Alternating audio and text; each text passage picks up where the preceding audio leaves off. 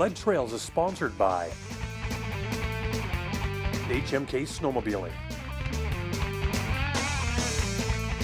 Welcome to Sled Trails. My name is Brad Ewan, and here we are in Red Deer, Alberta, established in 1956, Turple Brothers Skidoo dealership. But before we go inside, we're going to go for a roost with the boys on In on the Border in Alberta and the local snowmobile club.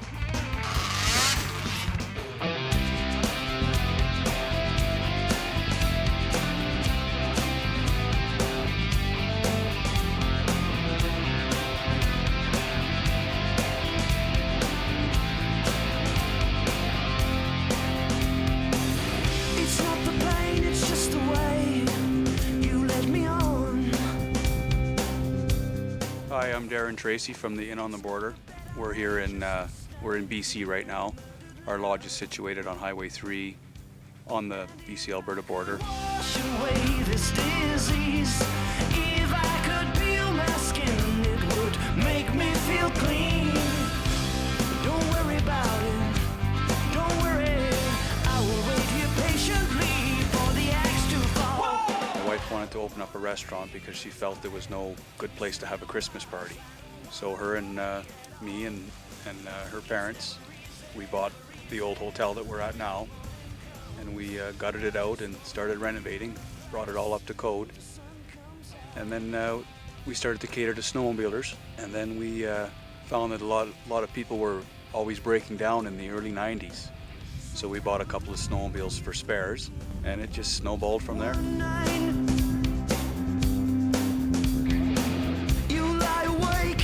Tears will fill up your eyes. If I could wash away. Well, the border does run through the building. That's why we called it the Inn on the Border. We can snowmobile right from the door. We have snowmobile rentals, and the restaurant has won the first place in the Snow Riders magazine for the best restaurant, second place for best resort, and the snowmobile rentals have won second and third place over the last few years. We get lots of husbands and wives that come out, and the wives don't do too much hill climbing, but they could certainly access the big powder bowls with their husbands. Riding the trails is just as much fun because there's 2 or 3 feet of powder on the trails. There's lots of open meadows, and I mean, if it snows 3 or 4 feet, you don't have to go climbing because you're likely not going to be able to climb that high anyway, and you'll have just as much fun bombing down a road or riding on trails as you would climbing anyways.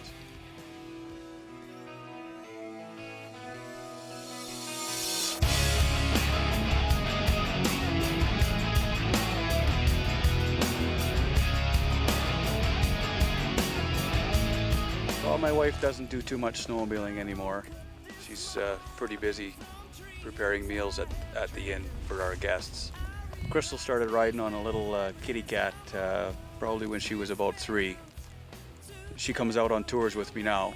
She usually rides a 7 or an 800 or one of the RX ones. Well, some of the female riders have actually said to us that they hope a 13-year-old doesn't outride them.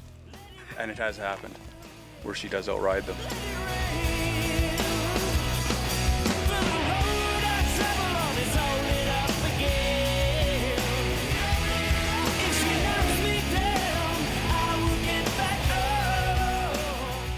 Remember it that well. But when I was before I even got my kitty cat, my Nana and Papa, or my mom or dad, they'd always take me out with them, like racing down the road. I would ride the mountain maxes most of the time. Like whenever we stopped in a basin, my dad would just say, okay, go take it out. So I'd just go around. And I think I was about 8 years old, and we were in the Atlas Basin. And my dad said, okay, go take the mountain max out. So there's this one kid I was really jealous because he had his own phaser and everything. I'm like, oh, I want one of them. So he was high marking, just going up or whatever. So I would challenge him, and I'd go higher, and then he'd go higher, and then I'd go higher. And then I forgot to lean, and my sled just kind of tipped, and I was stuck there for a while. Just go out with the guys and like watch them and say like, oh, I want to do that, and then just go out and go slow and try at it until you can get it really good, and then you can go and show off to other guys. Guys can't hog the sport. It's a girl sport too.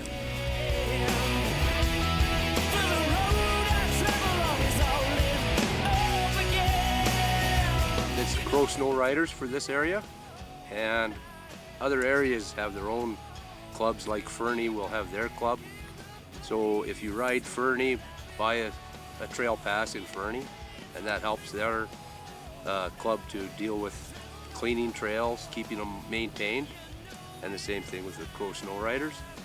And sometimes, well, pretty much once a year they have a poker run rally to help fundraise, and if you attend those, that makes a big difference. To guide my life, just let it rain.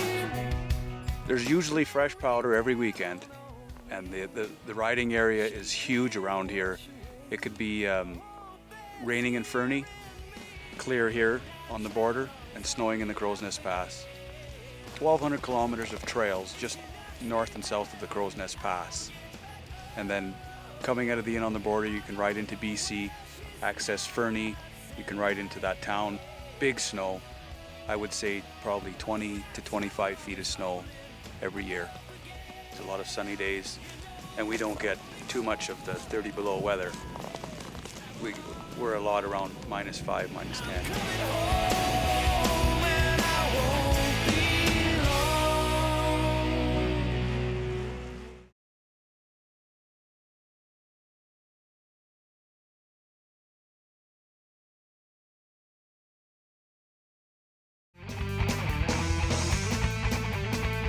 Welcome back to Sled Trails. Let's check in with the Canadian Avalanche Association and Red Deer's own Stephanie Schwatz, the backcountry freerider. Hi, I'm John Kelly with the Canadian Avalanche Centre in Revelstoke. I'm a public avalanche forecaster, and I just wanted to talk to you today about some backcountry avalanche conditions and how we rate them. In Canada, we have a 3-level system to give you some basic ideas about avalanche conditions in 10 areas of Canada, in 10 areas of Alberta and BC. These ratings go out for the different regions. We've got the first level of avalanche conditions is good, and that means with a normal level of equipment and a little bit of training and knowledge, you should be able to have a safe trip, and the backcountry avalanches aren't going to be very frequent. We get into the second level is serious. Avalanches are occurring more frequently. It takes a little bit of more skill and a little bit more knowledge and training to be able to go out safely in the backcountry. And of course our third level is poor, where usually travel in avalanche terrain is not recommended unless you have an extremely high level of skill and knowledge in terms of dealing with avalanches. We have a fourth category for variable conditions, and that's usually reserved for the springtime when melt and freeze cycles can mean that within the same day you can have avalanche conditions that vary from good to poor. This is just an introductory information, and what we're trying to do is get people to have a look at these, determine what the avalanche conditions are in their local area, and then go on to some more in-depth information. And that would be some information that would look more like this: danger scale plus avalanche forecasts. And these are products that will give you more in-depth knowledge about what particular avalanche conditions are like on particular kinds of slopes in particular kinds of elevation bands. If you're going into the backcountry snowmobiling, a good place to get your information is at our website avalanche.ca, and you can get your backcountry avalanche advisory as well as a lot more in-depth information.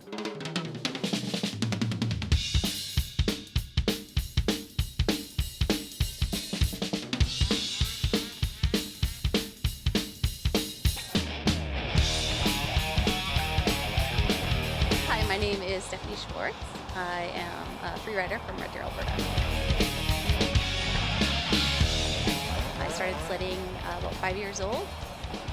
We rode every weekend. It was just what you do there, and having an older brother and father that were in the industry as well, I just tagged along and eventually was accepted as one of the boys and got to ride every weekend as much as possible. I mean, my level of ability and skill was brought up definitely a couple notches, having to keep up, and they waited, but they definitely pushed me, which makes you a better rider.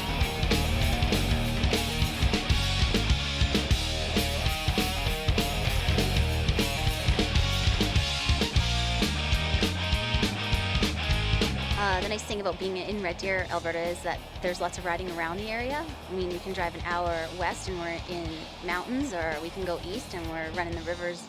Lots of riding in Alberta. Go north, big hills, south, big hills also. It's a good central location to be, definitely. A great Sunday ride or a Saturday ride on those weekends that you just don't feel like driving 6 hours.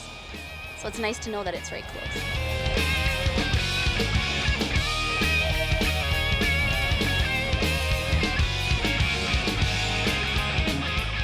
My dad got a phone call about the magazine probably before I did. And he, of course, being the proud dad that he is, I think he told everybody in the whole town what was going on. But he was present during the photo shoot, and he took some of the photos, and so both of us kind of got a little piece of the action and a lot of good mementos. It was a good father-daughter day. The day was not a good day for filming, but we needed the shot, and it was a great shot. It was on Boulder Mountain in Revelstoke, and the snow was good where we were, and it just happened to work out. It was a good shot. I actually received a couple emails asking if I was the girl on the cover of the magazine, and they had got my email address from somebody. But I was sitting at a hockey game, and a fellow came up to me, and he said, "This isn't a pickup line, but I have to know if you're the girl on the cover of the Snow Riders West." And I was like, "Yeah." And he's like, "Okay." It was great. So some people have noticed, and I've had some people come up to me with the magazine and ask if it was me, and a lot of females actually have come up to me, so that was nice. Ended up getting the cover shot, which was a first for a female, and it was kind of nice.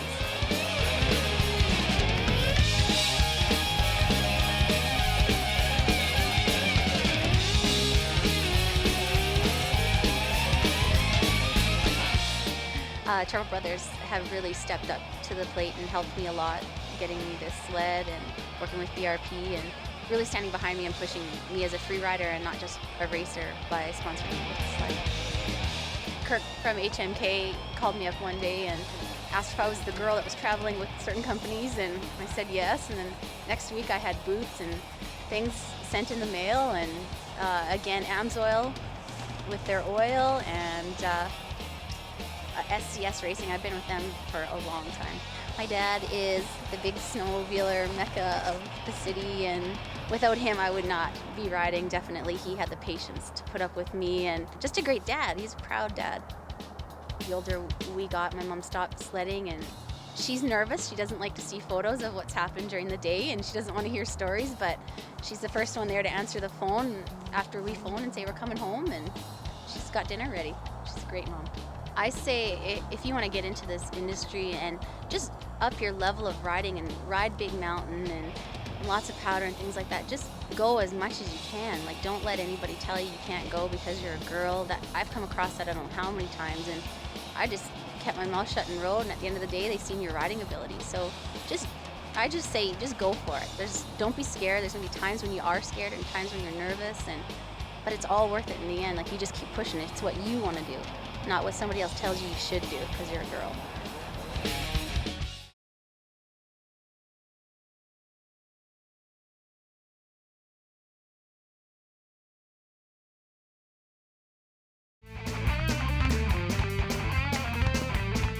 Hi, I'm John Kelly with the Canadian Avalanche Centre, and you're watching Sled Trails. Stephanie Schwatz, what a ripper. Let's meet the legend, Glen Turple. He's going to go through a little tech tip with us with suspension tuning for both the mountain and the trail.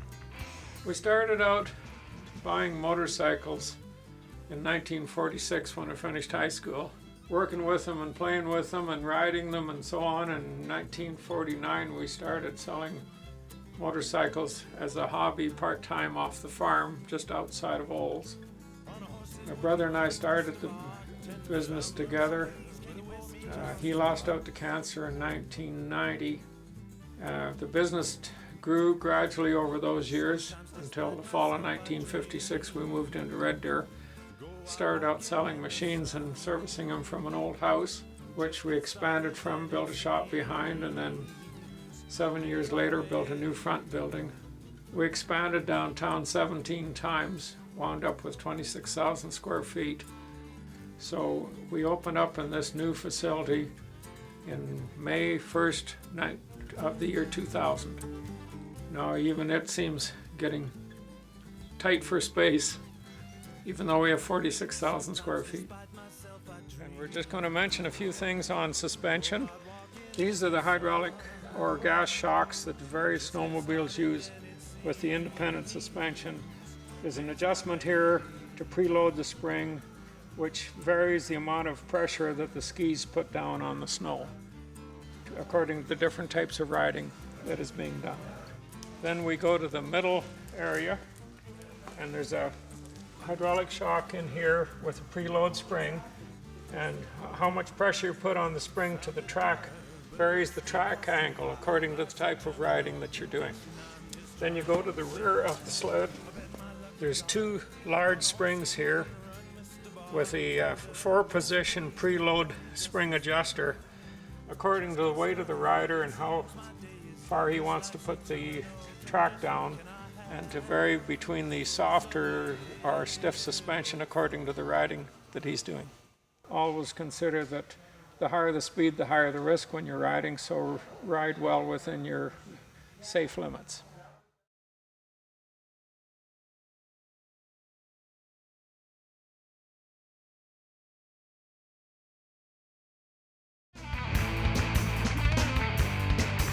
Welcome back to Sled Trails. My bro Corey Tomash from Drift Jumper Media sent in some sick video footage. Let's check it out.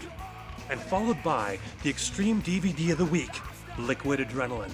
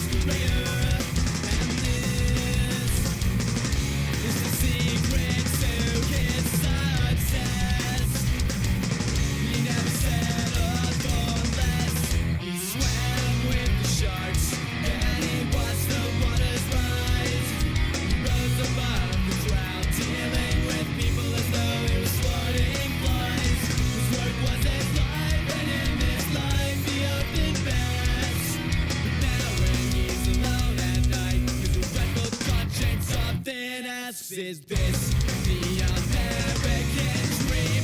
It's not all that it seems. Was it nothing more than this superficial world where everything has its price? Money alone would suffice, 'cause everybody wants a piece of the pie.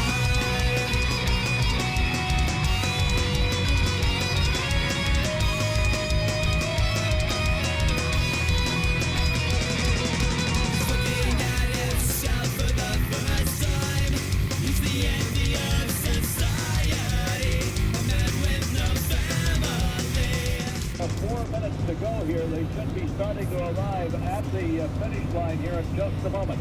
Well, they are 4 miles out right now, and they're traveling a lot better than 60 miles an hour, so that would mean in 2 or 3 minutes we could see them here.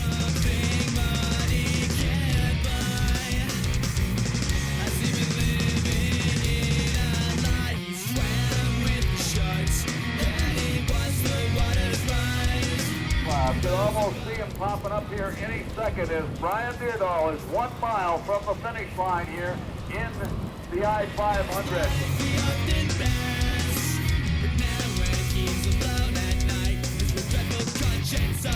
Asks, is this the American dream? It's not all that it seems. Is it nothing more than this superficial world where everything has its price? Money alone would suffice, 'cause everybody wants a piece of the pie.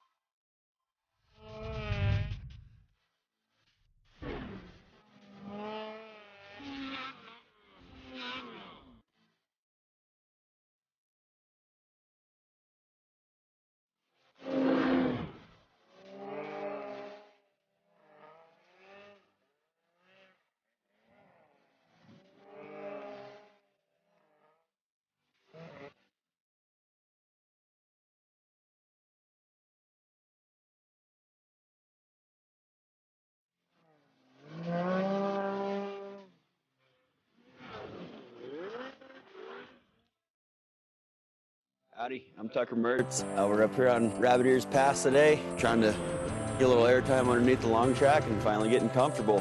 Been a good day. Getting a little bit of re-entry going down. A big old step up, a couple more jumps. Just trying to hang on, stay healthy, go big.